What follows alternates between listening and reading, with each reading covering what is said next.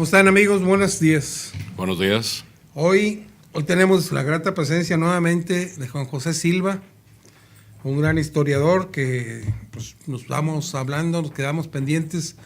La semana pasada hubo un gran número de cosas que se quedaron en el tintero. Así y es. no creí conveniente dejarlo para más tiempo, y aquí estamos nuevamente para seguir continuando con lo que es la historia del arte en nuestra región, aquí en Nuevo León. Nos quedamos por ahí del siglo XIX. Así es. Te estaba mencionando sobre aquel acuarelista, un acuarelista de origen norteamericano, era Daniel White Chapman, que te comentaba que había dejado unas hermosas, valga la expresión, acuarelas, sí, sobre todo de los edificios icónicos de Monterrey. Y también se piensa, no hay pruebas documentales que lo avalen, pero se piensa que él durante su corta estancia, que fue de aproximadamente 2 meses en Monterrey, pensamos los historiadores que ha de haber dado clases particulares bajo el patrocinio de algún acaudalado comerciante, porque varios pintores posteriores a él, hacia 1870, traen su estilo. Okay. De hecho, recuerdo ahorita uno de ellos, me está viniendo a la mente porque este pintor de la ciudad de Saltillo, Francisco Sánchez, traía su estilo. Y probablemente él dejó alguna huella. Fíjate, una impronta. Dejó una importante acervo. Así ¿no? es. Y además, para tener 2 meses y hacer tanta obra y además dar clases, dices, oye, ¿a qué horas comía o dormía esta persona? Recuerda que el fluir del tiempo es muy distinto en el siglo XXI que en el siglo XIX. Sí, allá no tenían distractores. Acuérdate que ni siquiera luz eléctrica había. Ellos seguían la técnica clásica de pintar utilizando la luz de la mañana, pero sobre todo del lado norte de donde tú estuvieras, tu estudio, tu casa. Sí. Entonces, me imagino que en el verano, pues acuérdate que aquí son 18 horas, ¿no? Claro. Sí, son como 16, 17 horas. Sí. Entonces, del verano, de abril a septiembre, pues era bastante tiempo. Sí, y además es la orientación que tienen las escuelas. Así es. Que te dé la luz. La luz del norte. Del norte, porque no entra sol, entra exclusivamente la luz. Así es. Ahí. De hecho, esa era la premisa de la escuela impresionista que estaba en boga en esos años, 1860, 1870 en París. Te comentaba que en aquella ocasión estuvieron viniendo, aunque no había llegado aún el ferrocarril, estuvieron llegando al viejo Teatro del Progreso, que como mencionamos se había inaugurado en 1857, estuvieron llegando compañías de ópera, tanto italianas y compañías de zarzuela española. Disculpa que te moleste, ese fue el que se quemó, ¿verdad? Así es, el Teatro del Progreso se quemó en 2 ocasiones, pero en otras tantas ocasiones lo volvieron a reconstruir. No necesariamente era el mismo empresario, pero por lo general, por ejemplo, el primer dueño, cuando se inaugura en 1857, dura 15 años. El primer incendio que tenemos registrado es hacia 1876. O sea, estás hablando 19 años después de la inauguración del primer Teatro del Progreso. Recordemos que eran materiales muy endebles, era ladrillo, era madera, las butacas, pues me imagino que era cuero tal como lo conocemos, sin ningún tipo de aplicación, o más bien tenía pintura, pero los materiales eran muy, muy inflamables. Claro. Y acuérdate también que el alumbrado, voy para allá, el alumbrado por lo general o eran quinqués con base de petróleo o eran veladoras, cosa increíble, de aceite de ballena. Sí. Y como quiera, es muy inflamable. Entonces, se vuelve a reconstruir a fines de 1876, 77. Se vuelven a utilizar materiales desgraciadamente muy inflamables, no había más. Se utiliza ladrillo, se utiliza el sillar y otra vez la madera, tanto en vigas como en el escenario. Y lo que quería comentarte es que acuérdate que los que están en tramoya o los que están atrás del escenario son pintores, porque los decorados no era posible de trasladarlos de ciudad en ciudad, hubiera sido muy, muy, muy incómodo, muy bromoso. Pero quiero pensar que los mismos, los decoradores o los que hacían el set eran artistas. Y ahí encontramos, no sé, algún excelente acuarelista, algún excelente pintor de óleos. Sí, claro. que me imagino que, Sí, no, muy- que cuando no había temporada de teatro, pues tenía que vivir de algo. Claro. Y además era un gran formato. porque- Eran enormes. El enorme. escenario, si mal no recuerdo, medía aproximadamente 15 metros de ancho, por alrededor de 3 de alto. Entonces imagínate, el trabajo era el maestro más algunos 5 o hasta 10 ayudantes. Sí. Para poder hacer, no sé, por ejemplo, la Traviata. La Traviata implica una ciudad del siglo XVIII, o creo que es Venecia. Es una ciudad con edificios, catedrales, capillas, entonces implica mucho trabajo. Claro. Sí, Así sí. es. No, no. Y además eran varios, cambiaban de escenario y bajaban otra Así cortina es. con otra pintura. Con otra pintura o con otra escena. Recuerda también que hablan las crónicas de que hacían árboles articulados. ¿Cómo los hacían? Me imagino que eran árboles de madera, pero con algún movimiento, ¿verdad? Muy algo rudimentario, pero que esos árboles tenían que ser, no sé, fuera primavera, fuera verano, inclusive otoño, ramaje seco. Pero sí se implicaba un despliegue de talento Sí. inusual para esa época. Claro, y además tenían que rascarse con sus uñas, casi Claro, te digo, porque así es. no había tanto adelanto ni así tantas es. cosas que hay ahorita. Y ya en esa época, Francisco, tenemos la incursión de daguerrotipistas o fotógrafos también como pintores, y viceversa. Tenemos esa dualidad de que por un lado tu cliente te pide un óleo, pero también te podía pedir alguna imagen, podría ser un daguerrotipo, un ambrotipo, y luego ya hacia 1880 ya llegue la fotografía tal como la conocemos. Claro. Así es, pero Monterrey es indudable que a partir de la segunda mitad del siglo XIX tuvo un despliegue. Más que, a mí me gustaría que, si puedes comentarnos, quién fue el principal promotor cultural del arte aquí en el siglo Así es. XX? En enero de 1861 llegó un ciudadano francés de nombre Joseph Daguerre. Okay. Joseph Daguerre llegó a ese Monterrey todavía inmerso en un comercio interestatal y con el sur de Estados Unidos, pero él llega a esta ciudad con la novedad del daguerrotipo. Sí. Pero no nada más se dedicó al daguerrotipo, sino también lo que él abre es una imprenta, porque su oficio era impresor. Y empieza ofreciendo a su selecta clientela lo mismo facturas que alguna esquela, lo mismo una invitación de boda que la papelería de tu negocio. Pero él como impresor, él hacía unas placas muy hermosas. Entonces, hacia 1883, después de una serie de problemas, 1885, llega el nuevo gobernador, el general de brigada, don Bernardo Reyes Ogazón, y tenemos noticias que para 1891, después de que pacifica el Estado, después de que dicta una serie de leyes que atraen la industrialización, tenemos la novedad de que lo nombra al ciudadano Joseph Daguerre, Desiderio Lagrange, lo nombra director del primer museo, director del primer museo que hubo en la ciudad de Monterrey. No sabemos las colecciones que tenía, pero por pequeñas gacetillas tenemos noticia de que había exposiciones itinerantes. Recuerdo un pintor de la Ciudad de México, un pintor de la escuela, ¿te acuerdas la que funda aquel gran pintor catalán ahí en La Esmeralda, en 1856? Okay. Se me escapa el nombre, no sé si tú lo recuerdas. No me acuerdo. Bueno, soy muy malo yo. Entonces ya tenemos que a Desiderio Lagrange, una disculpa, no era Daguerre, Desiderio Lagrange lo vemos hacia 1891 convertido en director del primer espacio, del primer espacio cultural. Era un museo, en la acepción clásica de la palabra museo, que lo mismo implica exhibir fósiles, pero también implicaba exhibir una hermosa escultura contemporánea, o en el caso del pintor que venía de la Ciudad de México, lo que estaba en boga, que eran bodegones, que eran también el paisajismo, sí. El paisajismo muy en boga. Estaba muy de moda el paisajismo. Así es. Acuérdate que la administración de Porfirio Díaz patrocinó a muchos pintores, Saturnino Herrán, de Zacatecas.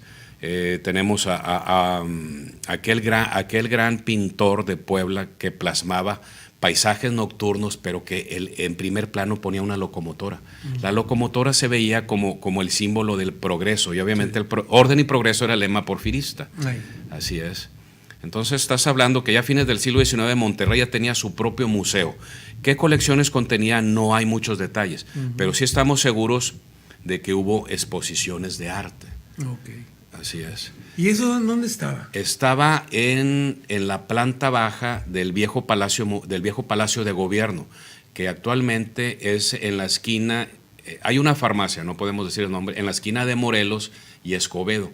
Ahí hay una farmacia de mucha tradición en Monterrey, pero en esa esquina estuvo un hermoso edificio de sillares de 2 pisos con herrería y unos portones hermosos. Bueno, en la planta baja estuvo ese museo. Me imagino que ha de haber albergado alguna o 2 estancias, porque era un edificio grande. En el segundo piso despachaba al señor gobernador, pero esa es la primera ubicación.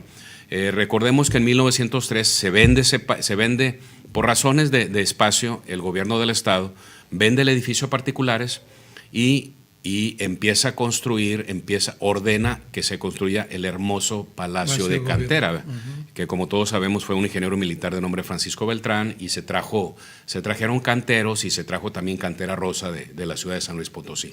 Bueno, para 1909, ya instalado la sede del poder, tenemos que en el ala noreste en el ala noroeste, del hermoso Palacio de Cantera, en su actual ubicación, ya hay se abre un espacio que le nombran la biblioteca pública del Estado de Nuevo León, y ahí también tenemos noticia de que se hacían de tiempo en tiempo exposiciones de arte, óleos, acuarelas. Sí, y después se abrió enfrente lo que era la biblioteca, pero eso ya muy posterior, lo que es la biblioteca. Sí, cómo no, la Ciudadela. Bueno, eso se abre a partir de el edificio de la Ciudadela. El terreno en 1946 lo dona don José Calderón III, lo dona al municipio, y creo que es a partir de 1950-55 que con fondos privados y fondos del municipio se construye la todavía hermosa y olvidado espacio de la Biblioteca La Ciudadela, que ahí también, pues de cada administración municipal se daban talleres de verano.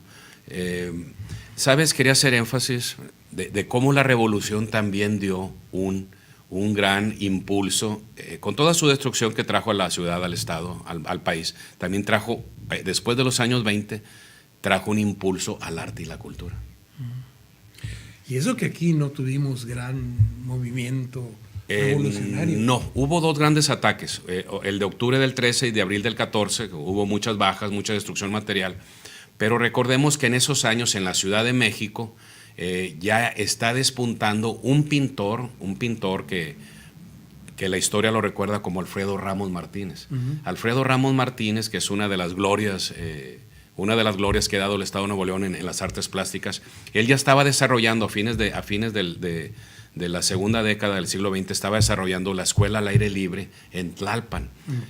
Recordemos que él nace en el barrio de Catedral, Alfredo Ramos Martínez, y a los 17, 18 años su madre lo recomienda con el general Bernardo Reyes, y Bernardo Reyes gestiona una beca del fondo Guggenheim, que recordemos que ahorita todavía la familia Guggenheim es de los grandes mecenas del arte. Pues el Museo Guggenheim de la ciudad de Nueva York, el Museo Guggenheim de Bilbao, pero estamos de que Alfredo Ramos Martínez, con esa pequeña beca, no recuerdo cuánto se le daba al mes, creo que eran alrededor de $100, él se va a París, y ahí en París tiene contacto, en el barrio latino, en la comunidad artística de París, tiene contacto con un joven pintor llamado Dalí, pero también otro, tiene contacto con Kandinsky, tiene contacto también con aquel gran pintor Picasso. Con Picasso. No sabemos a ciencia cierta dónde convivían, pero sí tenemos de que por lo menos en alguna ocasión trabaron, no amistad, pero tal vez sí algún contacto. Lo que sí sabemos es que Alfredo Ramos Martínez ahí hace sus rudimentos, está 2 años en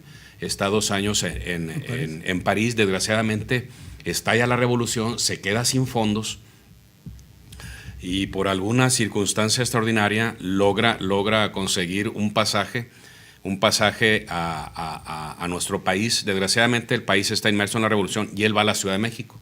Ahí es donde traba conocimiento con sobre todo el nuevo ministro de de Educación Pública, que es don José Vasconcelos. Vasconcelos, exactamente. Y gracias a él y a su recomendación obtiene fondos, y es cuando se funda la escuela que mencionábamos, la escuela de pintura en Tlalpan.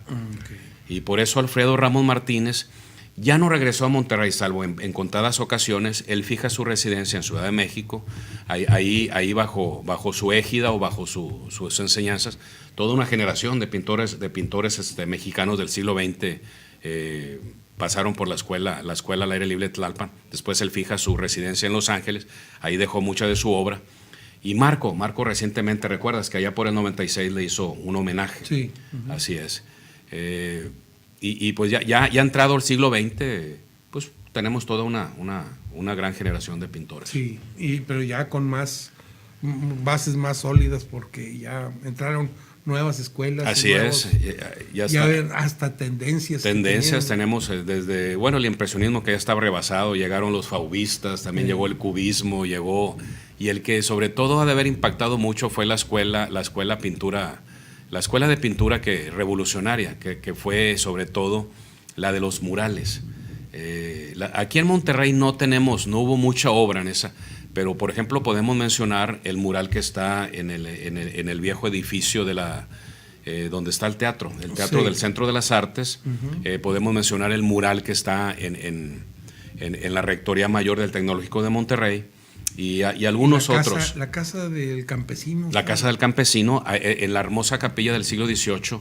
Nada más que no recuerdo el autor, pero también es eso. Son unos hermosos murales que después en el 36, cuando recordemos que ese era el edificio más viejo de la ciudad, 1745, pero cuando los expropian en el 36, pero dárselo a la Confederación Campesina, se plasmaron una serie de murales.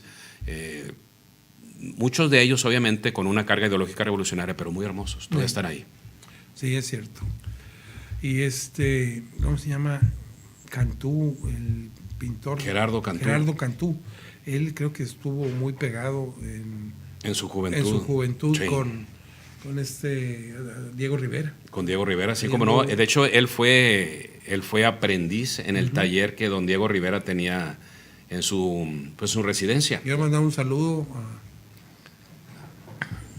al señor Cantú, donde quiera que se encuentre. Uno de nuestros grandes íconos de aquí del estado. Ya tuve la oportunidad de tenerlo aquí en mi programa, y muy interesante, tiene su trayectoria y claro, además su currículum impresionante. Y su forma de pensar. Claro. Lo bonito de este programa es que conoces a gente muy interesante, claro, y con puntos de vista muy particulares pero enriquecedores en el quehacer cultural de Monterrey. Claro. Sabes que ya entrando en el siglo XX hay una persona, o hay dos damas que son de alta prosapia, pero que gracias a ellas le debemos un repunte en el arte, que todavía sus semillas se palpan en el quehacer cultural de Monterrey.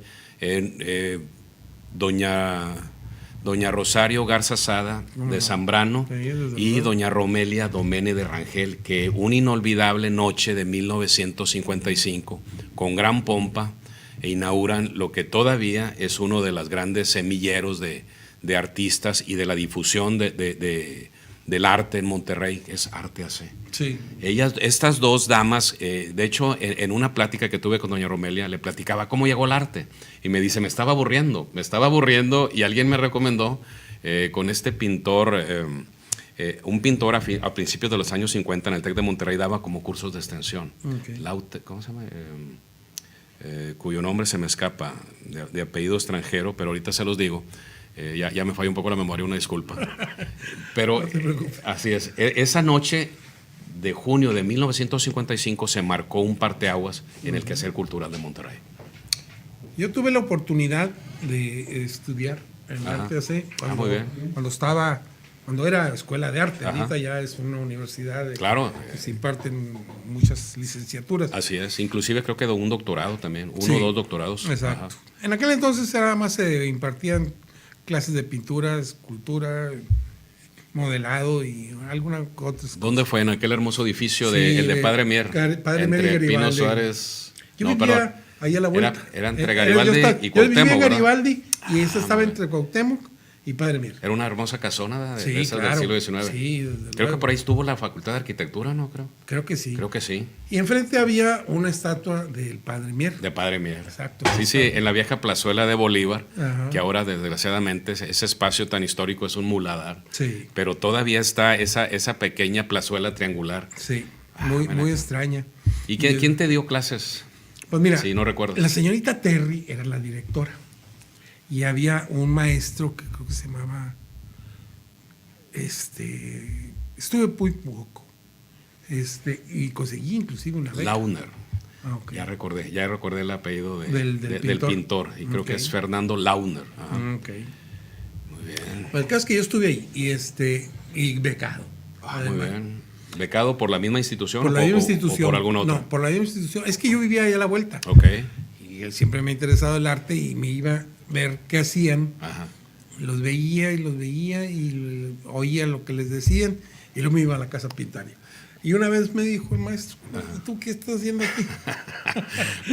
Fíjate que Qué esta extraordinario, anécdota ajá. la he recordado mucho, ¿Cuántos con años mucho tenías? cariño. Tendría yo unos Eras 12. un mozalbete. Sí, 11. Y luego me dijo, no, pues yo también pinto, le dije. Oye, con esa seriedad, tú Muy bien seguro. bien plantado. Un Ah, artista en ciernes, muy bien. Mira, qué bien. Dijo, ¿y qué? ¿Dónde están tus pinturas? Dije, pues, ¿dónde están las ¿quieres pruebas? verlas? Se las traigo. Ok. Órale, tráetelas. Ok. No, me fui corriendo a mi casa. Ajá. Y llegué a los 5 minutos. Ah. Y dije, mire, aquí está. Oye, pues sí, pintas. Oye, ¿qué material era? ¿Eran crayones? Eran óleos. Eran óleos. Ya le entraba Wow. directo. De aquellas paletas, ¿te acuerdas? Que Sí, cómo no. paletas acá, con sí, su arcoíris de madera, cómo no. Y y luego casualmente iba pasando la directora, que era la señorita Terry. Ok. Entonces le dice, señorita Terry, ¿puedo hablar con ¿Era usted? extranjera? Creo que sí. Terry. Creo que sí. Ok. Y luego le dice, mire, este niño pues, viene aquí todos los días Ok. y me trajo aquí sus cosas, no habrá manera de conseguirle una beca. Imagínate yo oyendo eso. No, Una beca. me sentía pavo real, desde luego. Me imagino. Me imagino. Oye, ¿y fue de inmediato la beca? O sea, Sí, ¿te la me aplicaron? dijeron, no, sí, ya, está bueno que venga. ¿Qué fue? No. ¿Y ibas todos los días? Todos ¿O una los vez a la días. semana? Todos los días, yo iba todos los días. Claro. Oye, pero me imagino que había Las clases no alumnos eran- había mucho más Claro. grandes que tú. Sí, definitivamente todos. Todos. Yo era el único mozalbete ahí. Y luego me tocaron los cursos de que venían de gringos del tecnológico y gringas. Los famosos cursos de verano. Pues cursos de verano y ahí yo con ellos también ahí andaba Ok. y me agarraban de Convivías. modelo y de todo. Yo era ahí un comodín. Oye, y en esos años de tu aprendizaje en Arte AC, ¿te tocó ir a alguna inauguración? ¿Alguna de las tantas inauguraciones que dicen que Pues yo fui nada más a la que causaban sensación en esta ciudad Sí. industrial, ciudad provinciana? Sí, yo fui. ¿Recuerdas yo- alguna? ¿Algún artista de No. nombre, no? No, fíjate. Pero sí. Sí, ahí estuve. Y luego, por alguna razón, ya dejé de ir y me fui a el taller de artes plásticas de la universidad. Sí, que estaba aquí en la calle Matamoros. ¿no? No, estaba en la calle Washington y Zaragoza. Ok. Y era ¿En una alguna vieja casona? una también? casona enorme, enorme, con un patio y un Era de traspatio. patio y traspatio, Sí, ok. y 2 plantas al final, pero los techos eran altísimos.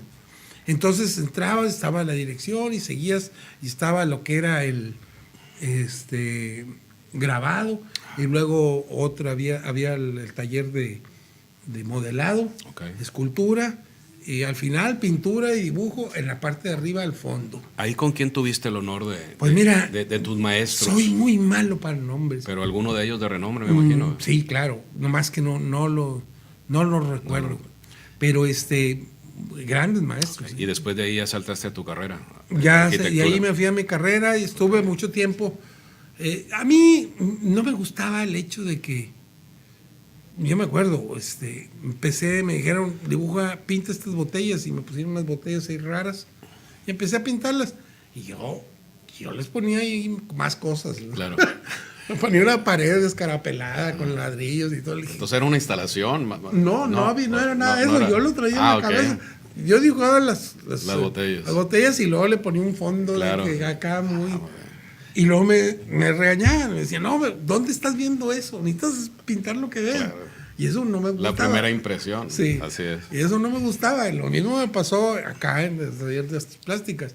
Y luego, pues empecé a dibujar y yo me explayaba y luego me decían, no. Tienes que pintar lo que ves exclusivamente. Ese es el problema de la academia, que te cortan claro, la inspiración. Coartan. Así es. Y eso es bueno porque acuérdate que gracias a esa represión académica, si podemos hablar, es que muchos artistas a lo largo de los siglos han roto con la academia. Claro. Ya han traído vientos frescos al arte y a la cultura. Sí. Así es. Y luego, entonces, como ya me regañaban, pues yo me iba más temprano. Ajá. Y me metía a ver qué hacían el modelado. Y luego me dice el maestro, oye, pues agárrate un pedazo de barro y órale, ponte a jalar, mientras que estés aquí tirándola. Oye, ¿cuál fue tu primera obra? ¿No recuerdas? Sí, todavía la tengo. ¿Todavía la tienes? Todavía la tengo. Y me dijo, mira, agárrate esta calavera. Y me puso una calavera de veras. Dijo, ponte a hacerla. Ah, bueno. Con todo y los... Todo. Y chimuelos, algunos dientes y otros. ¿Y lo metías a algún horno o pues, se dejaba secar? Pues yo ahí lo dejé. Okay. Y fui como los 2-3 meses, no sé por qué ya no fui. Y me dijeron, aquí está tu calavera, ya la cosimos y todo, llévatela. Oye, muy bien. Se había quebrado de aquí, en lo que era el temporal. El temporal. Se quebró y dijo, ahí están los pedacitos, si quieres la pegas o algo. Oye, y entonces, todavía está. Hoy ocupa un lugar de honor en tu hogar. Claro. Magnífico. Sí. No, olvídate, gratos recuerdos que me trae todo eso. Y muy bien, pues, ¿qué te diré? Tiene más de 50 años, no sé cuánto. Magnífico. Esas obras son las que valen la pena conservar. Y algunas veces tuvo alguna temporada muy grande en el patio, tirada en el suelo como una basura, como dice. Sí, pero o sea, a los elementos estuvo sometida y aún así. Y no le pasó nada. Quiero que sea. ¿Era algún barro especial o un...? Pues era el barro que usaban ahí, pero a lo mejor está muy bien cocido o no entiendo. El caso es que todavía está exactamente igual. Inclusive le puse los... ¿Cómo se llama? Las comisuras del cráneo, de donde se dividen los temporales y frontales. Y las todo. Uniones de los huesos. Ajá. Ándale. Y todavía están. ¿De qué tamaño hablamos? Natural. Sí, o escala 1:1. Oye, ¿nunca te inclinaste por la escultura? Casi siempre yo conozco más de tus pinturas. He hecho esculturas, sí. Una vez estaba, además que no, ahí como no me clavé mucho. Ajá.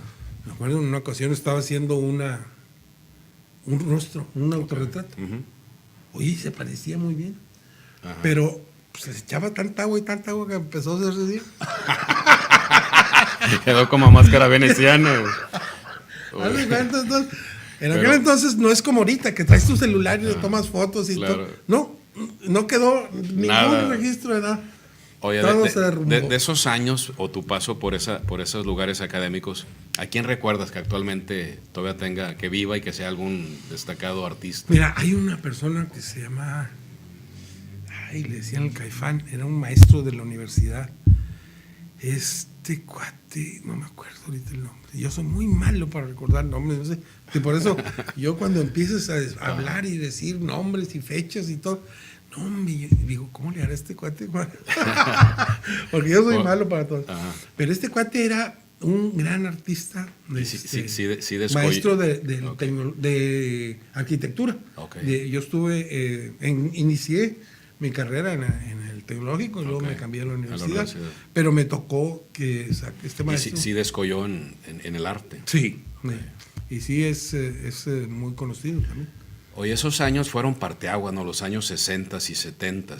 Sí. Me viene a la mente aquel año del 1977, cuando se funda el hoy desaparecido Museo Monterrey, que también fue un parteaguas en la promoción tanto de artistas como del arte. Sí, me tocó conocerlo y ver a mis hijos, inclusive estaba el mayor, estaba recién nacido y me tocó ver, ahí vi a las Fridas y vi el programa, el cuadro de las dos Fridas. De las dos Fridas, imponente. Y Juan O'Gorman y muchas obras de grandes pintores. De grandes, sí, como no, por ahí desfilaron por sus pasillos, la vieja sede de la cervecería Cuauhtémoc. Claro.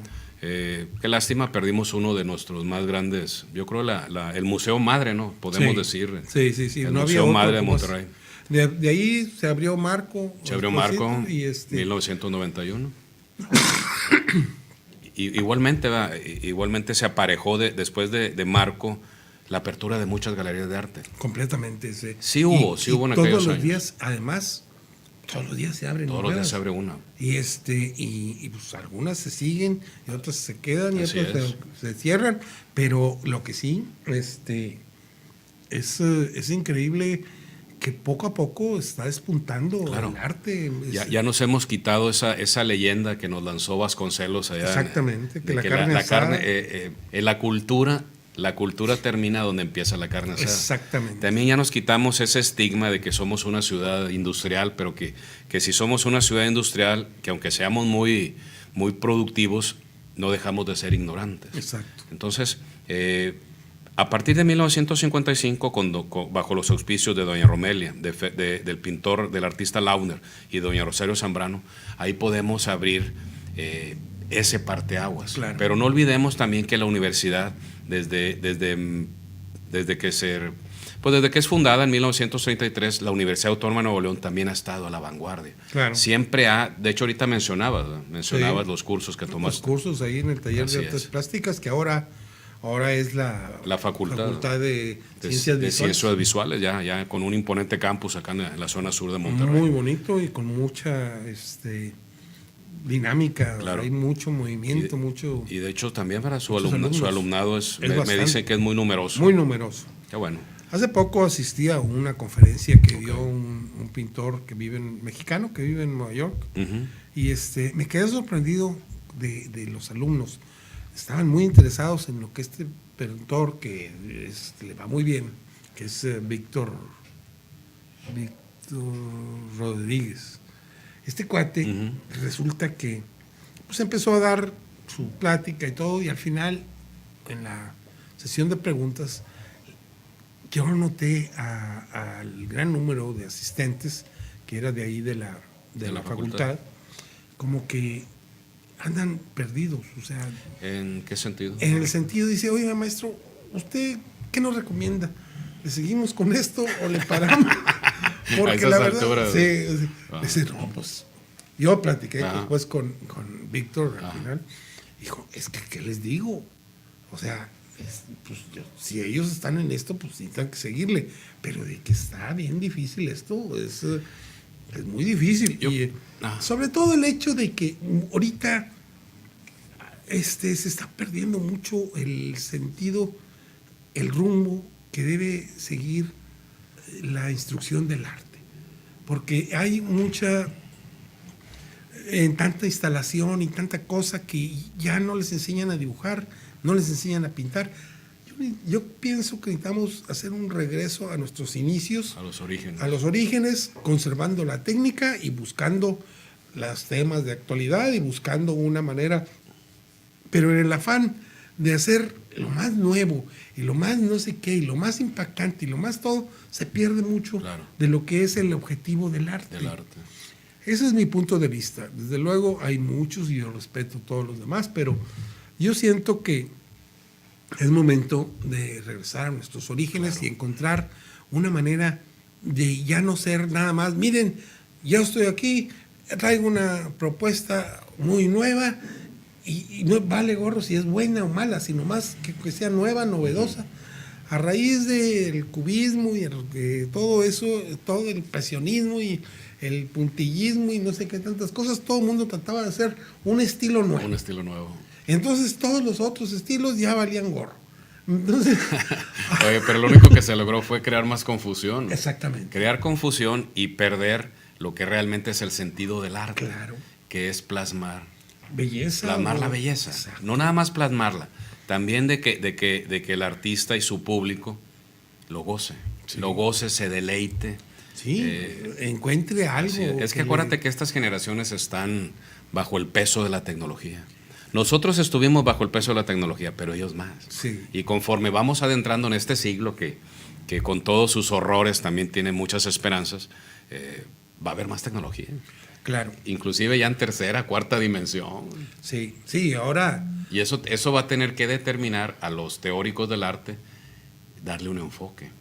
y darle un derrotero a esas juventudes que están consagradas al arte, a la creación y a la divulgación. Sí, sí, y con el afán de ser algo nuevo, ya se pierden muchas cosas que deberían ser básicas Claro.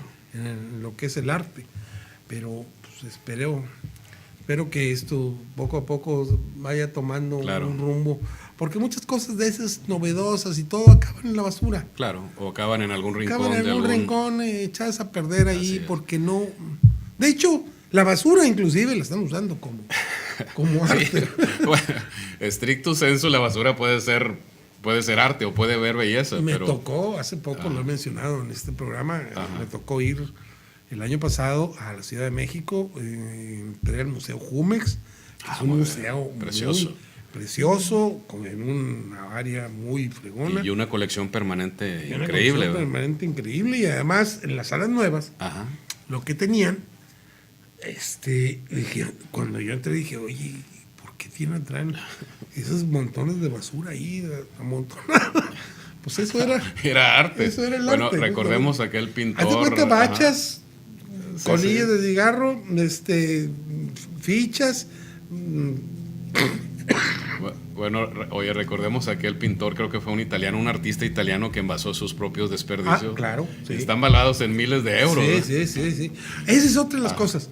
Como el arte ya lo determinan, qué es arte y qué no, lo determinan los galeristas, Así es. los coleccionistas, y en su afán de contener lo más nuevo, lo más novedoso, y lo más, a ver si pega, y este cuate si lo compra ahorita y al rato que pegue pues va a subir y que no sé, y una especulación que ha habido que se olvida tanto Claro. el concepto de El lo concepto que, de lo que es el debe arte, ser el claro. arte, ¿verdad?